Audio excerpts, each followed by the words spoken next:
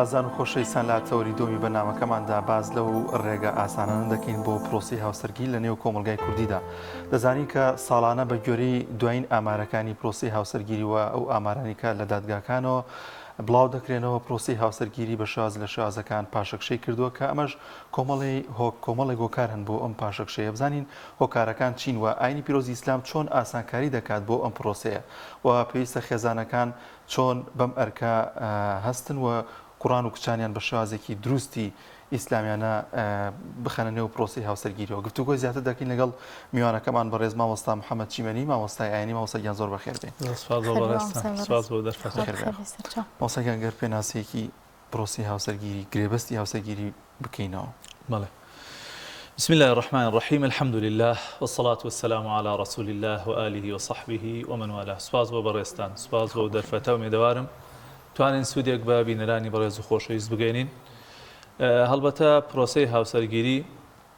یەکێکە لەو پرۆسە گرنگ و پڕبایەخانەی کە ئاینی پیرۆزی ئیسلام و سەرجەم ئاینەکانی تردا کوکیان لەسەر کردووە و یەکێکە لەو هۆکارانەی کە هۆکارێکی سەرەکیە بۆ درێژە پێدانی ژیان و بۆ خستنەوەی نەوە و وەچەی تازە و بۆ بەردەوامێتی ژیان. بۆیە بینی لە ئاەتەکانی قورئاندا و لە فەرمایشتەکانی پێغەمبەری خوا صلی الله علیه وسلم ڕوو لە باوکان و دایکان و سەرپەرشتیاران کراوە، ڕوو لە کچان و کوڕان کراوە کە ئەو پرۆسەیە کار ئاسانی تێدا بکەن و ئەو پرۆسەیە ئەنجام بدەن. حتا پێغەمبەری خوا صلی الله علیه وسلم ڕەبتی کردووە بە هەموو پێغەمبەرانەوە، فەرمێن النکاح من سنن المرسلین، یعنی پرۆسەی هاوسەرگیری و پێکۆنانی خێزان و دروستکردنی خێزان و خانەوادەیەکی مسلمان ئەوە سنەت و ڕێبازی هەموو پێغەمبەران بووە، نەکەر پێغەمبەری خۆمان عەلەیهی سەڵات وەسەلام. یان خوای تەعالی فەرمێ وەلەقەد ئەرسەلنا ڕوسولا وجعلنا لهم ئەزواجا وذریە، یعنی من پێغەمبەرانێکمان ناردووە کە هەم خێزانیان هەبوون و هەم خێزنەوە وەچەیان لێکەوتونەتەوە. یان خوای تەعالی لە قورئانە فەرمێ وأنكحوا الأيام منكم والصالحين من عبادكم وإمائكم، ئەوانەتان مسلمانان کە خێزانی نییە لە پیاوان لە ئافرەتان لە کوڕان لە کچان با پرۆسەی هاوسەرگیری بکەن و چەندین دەقی تر تەکید لەسەرەوە کاتەوە کە ئەمە پرۆسەیەکی گرنگ و پڕبایەخە و چەندین مەقاصدی گەورەی هەیە، ئێوە هەڵدەن ئەنجامی بدەن و ئەو پرۆسەیە جێبەجێ بکەن.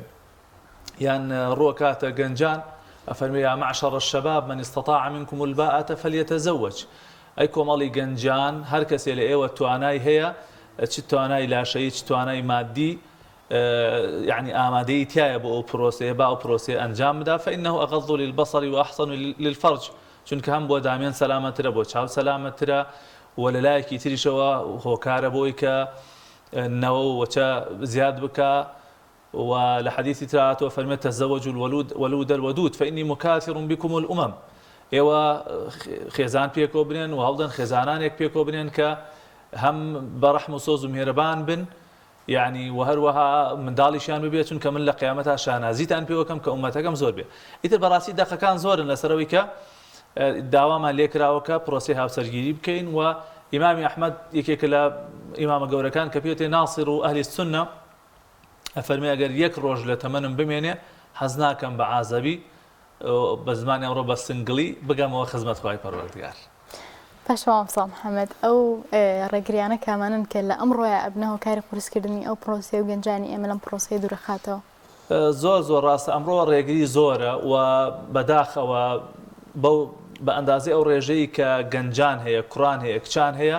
ئەوەندە پرۆسەی هاوسەرگیری نییە، دەبوو ڕێژەیەکی زۆر زیاتر ببێ. کۆمەڵی هۆکاری زۆر هەیە بوونەتە بربەست لە بەردەم دواکەوتنی ئەم پرۆسەیە. یعنی هەندێکی پەیوەستە بە خودی ئەو کوڕ و کچەوە، هەندێکی پێویستە بە کەسوکارێەوە، هەندێک پێویستە بەو ژینگەی کە ئێمە تایە ئەژین. بۆ نمونە ئێستا یعنی یەکێک لەو بربەستە سەرەکیانە گەر بڕۆی بە گەنجێک بڵێ بۆ ژنانی ئەڵێ بەچی بیهێنم، تەکالیفێکی زۆری ئەوێ، مارەیەکی زۆری بۆ دائەنرێ، من پارەم نییە ماری بدەم. یا بۆ نمونە داوای خان و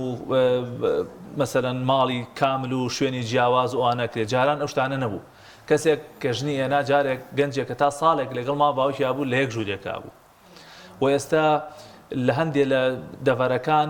مارەی یەکجار زۆر دائەنرێ،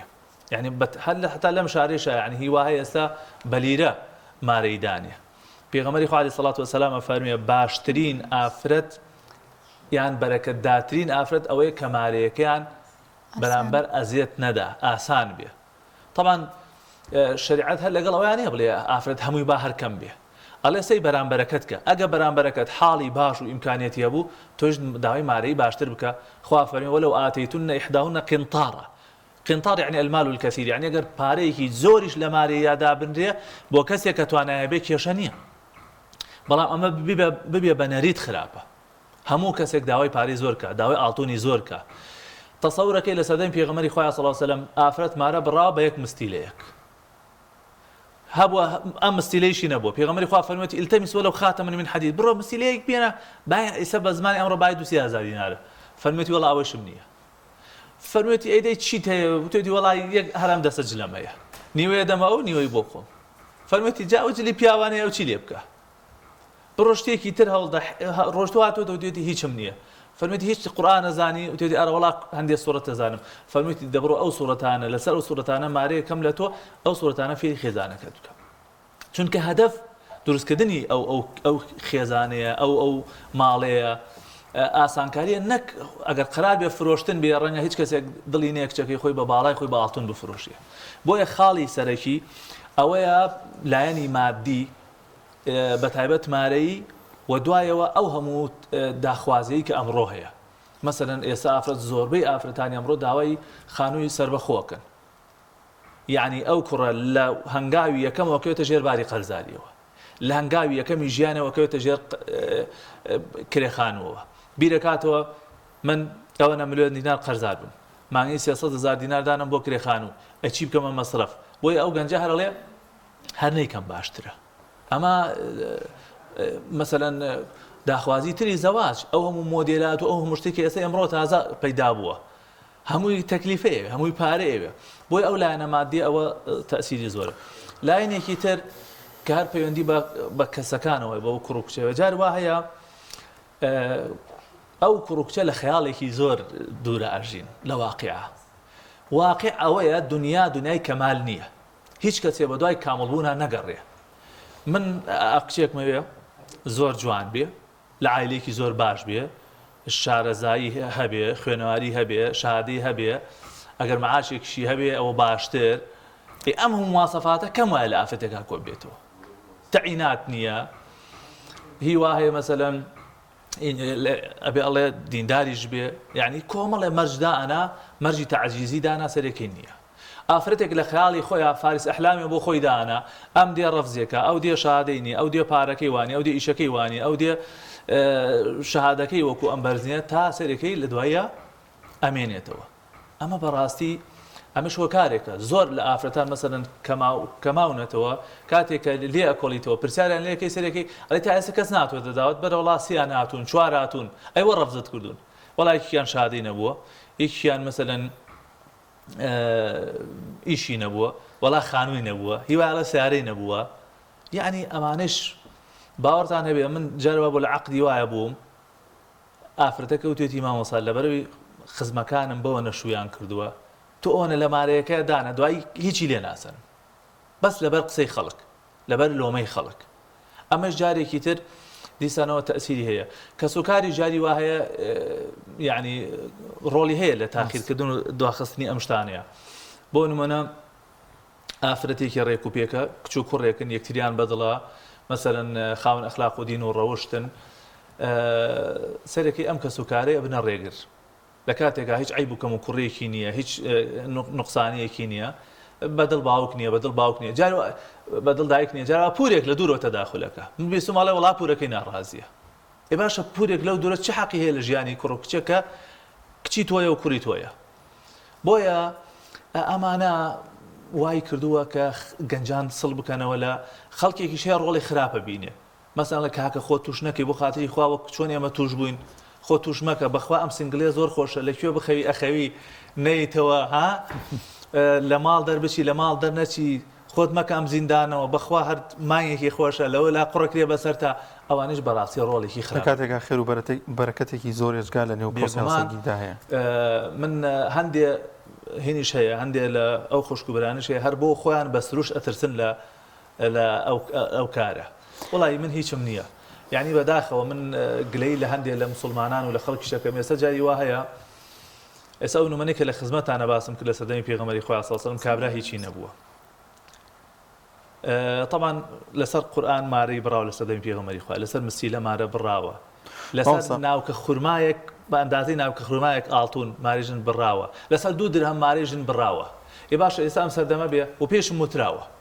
ماوەسا ئەگەرم گەنجە و پارەی نییە بۆ ژنێنێ ئیتر چۆن ئینسانی مسلمان ئاوا ماوەسەویستم لەسەر قسە بکەم پێغەمبەری عەزیزمان صلی الله علیه وسلم ینی کۆڵی نەیە لەوەی ئەو پرۆسەیە هەر سەر نەگریانی ئەو هەموو ئاسانکاریە کرد کە ئەبراڵە هیچم نییە ینی ئێستا ینی لەسەر بچووکترین شت بەتایبەت زۆربەی زۆری کێشەکان لەسەر بابەتی مادە و ئاڵتون و ئەم جۆرە کێشانە هەیە ینی تا چەند گرنگە باوکی ئەو کچە ئەو خێزانە ینی پێش هەموو شتێک ئاگاداری ئەخلاق و ڕۆشتی ئەم کوڕە بن ینی بڕۆکەوە لەوانەیە گەورەترین سەرمایە بێ بۆ ئەو خێزانە کە دێتە ناویان ئەو کوڕە ئەوە پێوەری سەرەکیە لە ئیسلامە من ئێستا کە پارەم هەیە ئازادی خۆمە تۆ کە پارێکتێ ئازایەتی خۆتە هەمووی خۆی ڕەب العالەمین ئەیدا بۆیە ئیسلام 2 پێوەری سەرەکی داناوە بەڕاستی ئەو 2 پێوەرە جێبەجێ بکرێ خەموو گەنجەکان ئەو کاریان بۆ ئاسانە بێ و پرۆسی ئاسەرگیری هاسانە بێ نە ئەو هەموو کچە ئەمێنێتەوە نە ئەو هەموو کوڕش واز دەژنێنانێنێ پێغەمبەری خوا فەرمێ صلی الله علیه وسلم إذا جاءكم من ترضون دينه وخلقه فزوجوه هەر کەسێ لە ئێوە هات بۆ داخوازی کچتان خوشکتان پورتان و سەرپەرشتیارەکان ئەم قسەیە ئەگەر خاوەن دوو ڕەوشت بوو بیدەنێ إذا جاءكم من ترضون دينه وخلقه ئەگەر دینی باش بوو دین بۆ نێوان عەبد و خوای پەروەردگارە وخلقه ئەگەر خاوەن ئەخلاق و ڕۆشتێکی جوانیش بێ فزوجوه بیدەنێ باش مامۆستا دیارە دین چییە بەڵام ئێوە ئەخلاقە باشە چییە کە ئێمە کەسێکمانیان خود کچەکەمان داواکارێکی یەت بیدەین بەم کوڕیان ئەم کوڕەمان دەسە خاتە سەر کچێک بچینە پێشەوە لێی ئەخلاقی باش لێرە مەبەست پێ مامەڵەی ئەم کەسێ لەگەڵ خەڵکیە ئەم کەسە لە ناو خەڵکیە کەسێکی دوورەزن نییە دوو لە ڕوبەرستان کەسێکی مەشروب خۆر نییە کەسێکی مەسەلەن شوێن بە شوێن ناموسی خەڵکەوە نییە ئەی بۆ عار و پەڵەیەکی ناشرین نییە بە دوایە سبەینی ئەم کچە پێی بشکێتەوە ئەم بنەماڵە پێی بشکێنەوە ئەمە پێوەری سەرەکیە ئەم 2 پێوەرە سەرەکی هەبوو ئەو دوای خوای گەورە ئاسانێکە پێغەمبەری خوا عەلەیهی سەڵات وەسەلام فەرمێ 3 کەس خوای پەروەردگار واجبی کردووە لەسەر خۆی کە هاوکاریان بکە یەکێ لەوانە گەنجێکە کە پرۆسەی هاوسەرگیری جێبەجێکە لەبەرەوەی کە سنەتی ئیسلام و سنەتی پێغەمبەری خوایە و ئەوێ داوێنی لە حرام بپارێزێ و کەسێکی خاوێن بێ ئەوە خوای پەروەردگار کردوێتی بە حەق بەسەریەوە کە هاوکاری بکە کاکە بە تەجروبەی ژیانیش تەماشای زۆربەی ئەو گەنجانە بکە کە پرۆسەی هاوسەرگیریان کردووە زۆربەی زۆریان لە سەرەتای ژیانە هیچیان نەبووە یا زۆر کەمیان هەبووە و زۆربەی زۆریان قەرزار بوون خوای پەروەردگار لە قورئانە فەرمێ ئین یەکونوا فقراء یغنیهم الله من فضله ئەگەر ئەوان فەقیرن هەژارن خوا لە فەزلی خۆیان دەوڵەمەندیانەکە زۆر گوناحە تۆ ئەمڕۆ 4 دینارت هەیە و 4 ئانەت پێکەوە ناو پارەیەکت هەیە ئێستا بە گەنجانە لەڵی کاکە پارەی نییە بۆ ژنێنێ ئەی ئەرکی من و تۆ چییە وەکو سەرپەرشتیار وەکو دایک و باوک وەکو دەوڵەمەندەکان ئەی واجب نییە لەسەر دەوڵەمەندەکان دەستبارگر و هاوکاری ئەو گەنجانە بکەن کە پرۆسەی هاوسەرگیریەکەن ئەی زەکات بەشێکی نادرێ بەو کەسانەی کە پرۆسەی هاوسەرگیریەکەن هیچ عیبێکی تیان نییە زۆر خێرە ئەو دەوڵەمەندانە و ئەو کەسانی کە خوای تەعالا دەرویەکی لێ کردوونەتەوە بەشێک لە زەکاتەکەیان دانن بۆ گەنجێک کە پرۆسەی هاوسەرگیریەکە قەیچێکە گەنجێکە کەوتۆتە ژێرباری قەرزاریەوە بۆ بنەی هاوسەرگیریەوە تۆ هاوکاری بکەیت لەم بێ ئیش و قەیران و لەم بێ ئیشێکا کە گەنج تەخەڕوجەکە هیچ ئیشێکی نییە چی بکە ئەمە کەی حەلە تۆ ئەی بۆ لە جیاتی ئەوەی کە بڵێن کاکە گەنجە بۆ پارەی نییە بۆ ژن دێنێ بۆ نەڵێن کاکە وەرن بە هەمومان کاراسانی بکەین کاکە وەرن با تەوعیەی خەڵک بکەین تەثقیفی خەڵک بکەین کاکە لە کەناڵەکانەوە ئێمە هەڵبژاردننی ئەم تەوەرەیە بۆ هەڵمان بژاردووە چکە ئەمە بە زەرورەتێکی زانین بۆ ئەم کۆمەڵگایە کاکە ئەو کۆمەڵگایە لە خێزانەوە دروستە بێ نەوەوە چەی داهاتوو لە خێزانەوە دروستە بێ و مەترسیەکی زۆری هەیە کە ئەو هەموو کچە بمێننەوە ئەو هەموو کوڕە بمێننەوە ئیتر خوای تەعالا وای کردووە عولەما فەرموون غەریزەی جنسی من ئەشەد الغەرائز ئیلحاحا لە هەموو غەریزەیەک زیاتر ئیلحاح لە ئینسانەکە وەکو برسێتی نییە وەکو هەر غەریزەیەکی تر نییە غەریزەی جنسی زیاتر ئیلحاح لە ئینسانەکە بۆیە لە جیاتیەوەی ئێمە بڵێن کاکە ئەم گەنجانە پارەیانێ باز هاج نەکەم لێ وەرە با کاراسانیان بۆ بکەین کاکە تۆ لە ئاسخۆتەوە دەست پێ بکەم من لە ئاسخۆمەوە دەست پێ بکەم مامۆساکان قسەی لەسەرکەن قەڵەم بەدەسەکان کەناڵەکان بیکەینە پرۆسەیەکی ئاسان کاکە من گەنجە زانم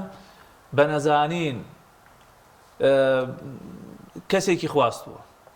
ئەم کەسە بۆ نمونە 100 لیرەی ڕەشادی بۆ دانراوە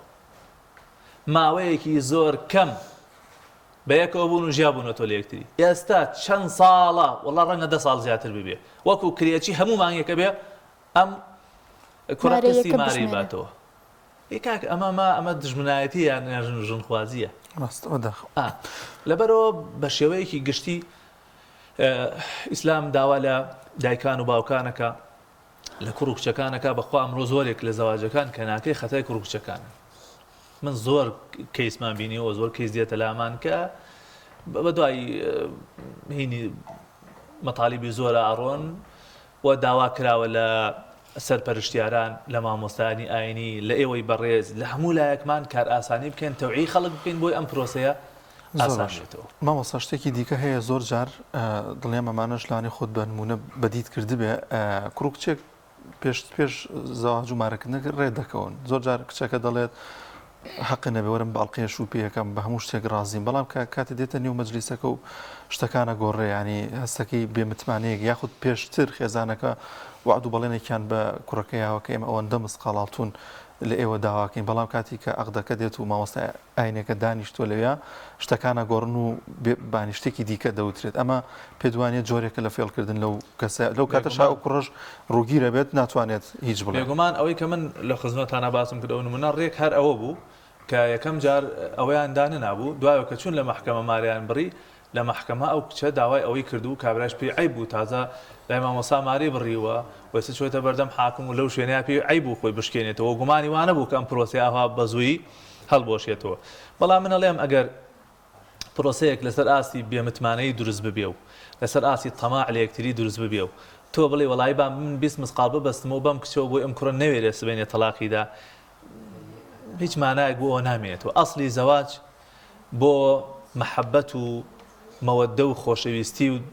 دروستبوونی ڕێز و ئەوانەیە خوا فەرمیێ ومن ئایاتیه یەکێ لە نیشانەکانی دەسەڵاتی خوا ئەوەیە کە ئەن خەلەق لەکم من ئەنفوسیکم ئەزواجا لتەسکونوا ئیلەیها لە نەفسی خۆتان خێزانی بۆ دروست کردن بۆی لە پەنایە هەست بە ئارامی بکەن بۆ ئەوەی ئۆقرەیتان هەبێ بۆ ئەوەی کە پیاو ڕۆیشتەوە بێتاقەت بوو بە بینینی خێزانەکەی و بە بعضێک خزمەتی بکات دڵی هەست بە ئارامی بکات خێزانەکە بە پێچەوانەوە لە پەنای ئەو پێ هەست بە ئارامی بکات بۆ ئەمەیە بۆ دروستکردنی خێزانە ئەبێ ئەم نەریتە ڕاز بکرێتەوە لە نێو کۆمەلگایە کاکە زەواج بۆ تاڵانیکردن نییە ئەم ئافرەتە ئەم کاڵا نییە بۆ فرۆشتن هیچ کەسێک کچەکەی خۆی بە باڵای خۆی بە ئاڵتۆن دڵی نابی فرۆشێ مەگەر هەر ئینسان نەبێ مەگەر وجدان لەسەریان نەبێ ئەبێ بڵین کاکە ئەمە دروستکردنی ژیانە ئەمە بەختەوەریکردنی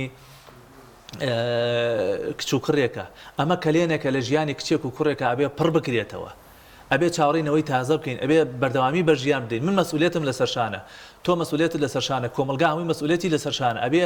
لە ڕێگەی ئەم پرۆسەی هاوسەرگیریەوە درێژە بەم ژیانە بدەین ئەبێ بەم جۆرە بی لە زەواج بکرێت باش مامۆستا سەلەوانەیە بینەرێ پرسیارێ بکا بڵێ وەختی خۆی منم کابرایە هاتە داوام لە بەرەوەی وتیان کوڕی چاکە و شم پێکرد هیچ داوای ماریم نەکرد ئێستا کێشە موشکیلەمان هەیە و من لێی جابوومەتەوە و هیچ شتێکیشم ناکەی و مناڵم کەوتووە بەسەرا و نەزانم چەند مەسروفیان بکەم و ئافرەتێک بۆی دوور بێ لەمە لە کاتی دەستپێکردنی پرۆسی زەواجە چی ڕەچاو بکە و داوای حەق خۆی چۆن بکە طبعا ئافرەت حەقی خۆیەتی داوای ماری بکە ئێمە بانگەشەوە ناکەین داوای ئەوە ناکەین بڵێن وەڵا ئافرەت بە داوای ماری نەکات بەس هەڵین کار ئاسانی بکە تۆ کە کوڕێکی بە ئەخلاق و بەدین و ڕێک و پێ کاتە پێشەوە زانیت کەسێکی باشە و بنەماڵێکی باشن گوناحە لەسەر پارە پەکی بخرێ بەڵام ئەگەر ئیمکانێتی هەبوو توانای هەبوو قەیناکە پاریش داوا بکری 20 مسقال نا 30 مسقال مادام کەسەکە دەوڵەمەند و توانای هەیە و ئیمکانێتی هەیە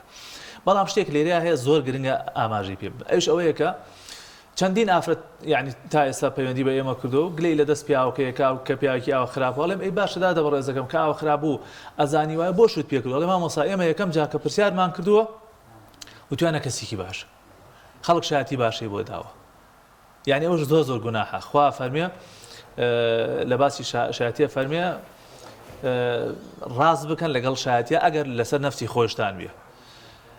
خەڵکێکەڵێک کوڕ بۆم خۆم پیا و خراپ بکەم کاکە سبەینێ بێنێ خەم بگرنەوە وەڵا خراپەم لێ نەبێ کوڕەکەنی ئایبی نییە سێکی زۆر خراپیشە ئەگەر کەسێک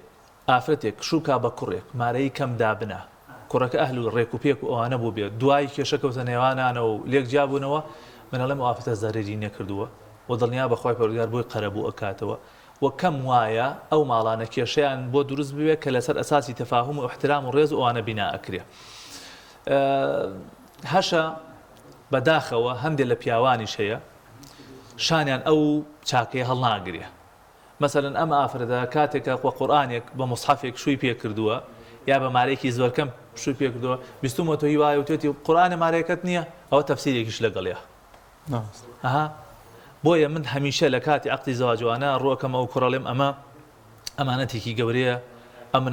ماڵە چاکیان لەگەڵا کردووی هەمیشە چاکە و پیاوەتی ئەو ماڵەت لە بەرچاو بێ ئەگەر لەگەڵ خێزانەکەی خۆشتا ناکۆک بووی ناتەبا و ناڕێک بووی ئەبێت چاکەی ئەو ماڵەت لە بەرچاو بێ کە تویان بە پیاو زانیوە و کچەکەی خۆیان پێشکەش کردووی پیاوێکە 20 ساڵە کچەکەی خۆی بەخێوەکە و خزمەتێکە و مەسروفێکە و ڕێزی لێگرێ و ئەوانە وەکو پەڕەیەک گوڵی داتە دەستەوە گوناحە تۆ خیانەت لەو ئەمانەتە بکەیت جا هەندێک لە گەنجانیش بەداخەوە لە ئاسی ئەو بەرپرسیارەتیانین کاتێک ئەزانن مارەیەکەیان هەر ئەمەش وای کردووە هەندێک جار مارەی زۆر دانرێ ئەگینا ئافرەت ئەگەر پیاوێکی خۆش بوێ و بزانێت لە پنای پیاوێکا بەختەوەرە بێ کەم ئافرەت وایە داوای مارەی زۆر بکە و ئافرەتانیش باش لەم قسەیەتیەکەن بەڵام هەندی ئافرەت لە ترسا ئەڵێ بۆ ئەوەی کە ئەو پیاوە سبەینێ بە چاوی سووک تەماشام نەکاو نەڵێ مارێکت کەمە ئەوەتانێ ئەو دوو ئەوە بڕۆخوا حافیز بێ مامۆستا ئەو کوڕکچانی کە ئێستا لە پرۆسی هاوسەرگیریدان چی بکرێت بۆ مانەوەی ئەو پرۆسێ بە جوانی و چی بکرێت کە نێوانی ئەو دوو هاوسەرە پڕبێ لە خۆشەویستی پڕبێ لە تەبابوون وڵاوە قسەیەکی زۆر زۆر جوانە تەنها دروستکردنی ئەو پرۆسەیە گرنگ نییە چەنی ئەوەنە گرنگە پاراستنی چوار ئەوەنە گرنگە وەکەوترێ العلم صيد والكتابة قيده علم راوة نووسینەوەی ئەو علمێش بەسنەوەیەتی تۆ ڕاوەکە تونیا چیرە بگریت و بەرەڵای بکەی هیچت نەکرد بۆیە ئەوە زۆر مهمە وڵای منەڵێم جارێک یەکەم خاڵی ئەساسی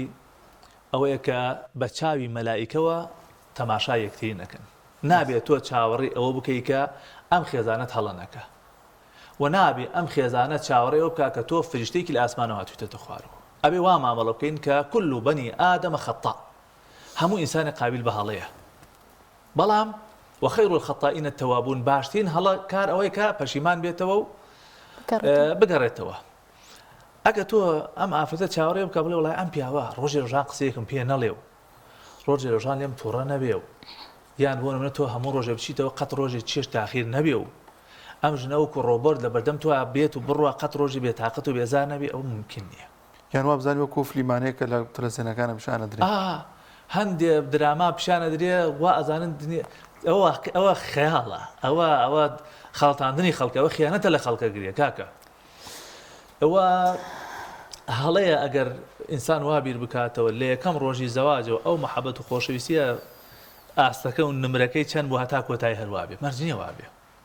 خوا فەرمێ وجعل بينكم مودة ورحمة مودة بۆ کاتی گەنجێتیە خۆشەویستی ڕەحمە بۆ کاتی پیریە جاری وایە ژن و پیاوێک ئەبینی ئەڵێ کورە مامۆستا چی لێ بکەم بەزەیم پیا دێتەوە تازە اختیارێکە ئەبێت چاوم لێ بێ گوناحە لەبەرەوە ئەمە خاڵی یەکەم نابێ بە چاوی مەلائیکەت بوونەوە تەماشا یەکتی بکەن دووهەم ئەبێ هەوڵدەن خۆیان بە ئاکار و ئاداب و ئەخلاقی ئیسلام بڕازێنەوە ئیسلام چۆن داوای کرد پێغەمبەری خوا فەرمێ خەیڕوکم لئەهلی باشترینتان ئەوەتانن کە بۆ ماڵ و مناڵەکەی باشن لەولاوە ڕووەکات ئافرەتانە فەرمێ باشترین ئافرەتەوەی کە گوێڕالی پیاوەکەی بێ ململانێ لەگەڵ پیاوەکانەکە عینادی لەگەڵ پیاوەکانەکە و هەوڵدەن لە یەکتری تێبگەن وەوە بەڕاستی تەوەرێکە زۆرە کێشێ هەستەکەم ئەزانم تۆ پەرێتە بۆ ئەوە ئەگەر بکرێەوە بکرێتە تەوەرێک لە دەرفەتێکی ترا چۆن خۆشەویستی نێو خێزان ڕابگیرێ چۆن ئەو پرۆسەیە پارێزگاری لێ بکرێ پێم باشە هەر بکرێ بە تەوەرێکی زۆر سپاس بۆ مامۆستا محەممەد جیمەنی مامۆستای ئاینی ئەزیزان چینە لای ناوبڕێک و دەتر تەوەری سێمان بەردەوامەدە